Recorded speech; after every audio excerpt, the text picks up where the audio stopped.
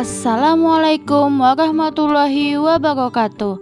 Perkenalkan, nama saya Cut Tarisa dengan NIM 2022280008. Saya akan menceritakan tentang kisah Abu Bakar As-Siddiq. Video ini dibuat untuk memenuhi tugas UAS Sejarah Peradaban Islam dengan dosen pengampu Bapak Dr. Manan, MED. Simak videonya ya teman-teman. Biografi Abu Bakar. Abu Bakar As-Siddiq lahir dengan nama Abdullah bin Abi Quhafa pada tahun 573 Masehi dan wafat pada 23 Jumadil Akhir tahun 13 Hijriah setelah tahun gajah, bertepatan pada usianya ke-63 tahun. Abu Bakar merupakan putra dari keluarga bangsawan terhormat yang ada di Mekah. Sebelum masuk Islam, beliau bernama Abdul Ka'bah.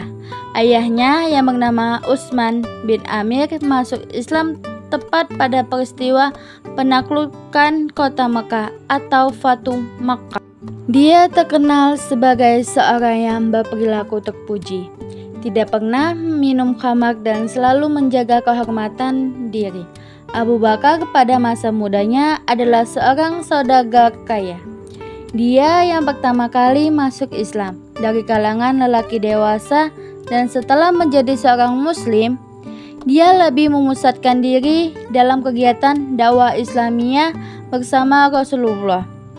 Banyak orang Arab masuk Islam melalui Abu Bakar, di antaranya Utsman bin Affan, Zubair bin Awam, Abdurrahman bin Auf, Sa'ad bin Abi Waqqas, dan Talhal bin Ubaidillah. Pembentukan kekhalifahan Abu Bakar. Diangkat menjadi khalifah, masalah yang pertama timbul dalam Islam sesudah Nabi wafat adalah politik, yaitu mengenai pengganti Nabi sebagai kepala negara di Madinah.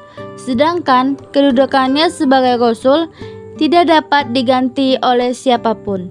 Sementara Nabi tidak meninggalkan wasiat tentang penunjukan seseorang yang akan menggantikan sebagai kepala negara sepeninggalnya. Selanjutnya, para muhajirin berkumpul di balai Tazkifah Bani Sa'idah Madinah. Mereka bermusyawarah untuk memilih siapa yang ditunjuk menjadi kepala negara.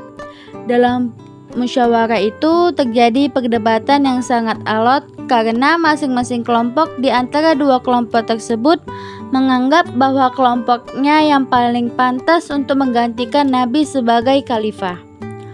Orang-orang muhajirin mengatakan bahwa mereka yang paling berhak menjadi khalifah karena mereka lah yang mula-mula masuk Islam dan Nabi berasal dari kalangan mereka.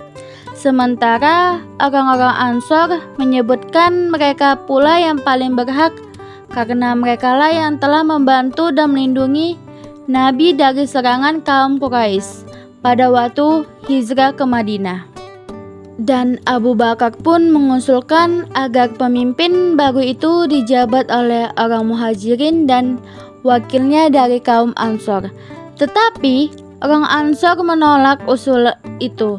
Mereka mengusulkan agar diangkat dua orang pemimpin dari dua kelompok itu. Tentu Abu Bakar tidak menerima usulan itu dengan alasan bisa membawa perpecahan.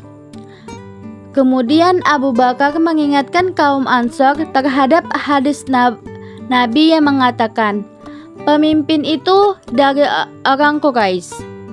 Oleh sebab itu, beliau mengusulkan agar Umar bin Khattab diangkat menjadi khalifah. Usulan Abu Bakar tidak diterima Umar dan mengatakan, jika Abu Bakar masih ada, beliaulah yang pantas menjadi khalifah. Akhirnya Abu Bakar terpilih sebagai pemimpin atas usul Umar bin Khattab. Ketika itu usia Abu Bakar 61 tahun. Selanjutnya, kepemimpinan Khalifah Abu Bakar. Gaya kepemimpinan Abu Bakar sebagai khalifah memegang semua kekuasaan legislatif, eksekutif, dan yudikatif. Meskipun beliau seorang bermusyawarah, tetapi otoritas tetap di tangan beliau. Meskipun dikenal lemah lembut dalam kepemimpinannya, namun dapat menyelesaikan persoalan yang membahayakan pemerintahan dan Islam. Maka ternyata mekanisme yang digunakan Abu Bakar As-Siddiq dalam menyelesaikannya adalah dengan kekerasan. Ketika ada suku bangsa Arab yang membangkang dengan tidak mau tunduk lagi setelah wafatnya Muhammad SAW, Abu Bakar kemudian memeranginya yang dikenal dengan memerangi orang-orang murtad. Kontribusi Khalifah Abu Bakar. Yang pertama, Abu Bakar memberangkatkan pasukan Usama bin Zaid ke kawasan Syam. Yang kedua, Abu Bakar mengembalikan kaum muslimin pada ajaran Islam yang benar dan memberantas para nabi palsu. Yang ketiga, Abu Bakar mengumpulkan Al-Quran dalam satu mushaf. Yang terakhir, Abu Bakar mengirim pasukan ke Irak dan Syam. Terima kasih sudah menyimak video ini sampai akhir. Sampai jumpa di video selanjutnya. Wassalamualaikum warahmatullahi wabarakatuh.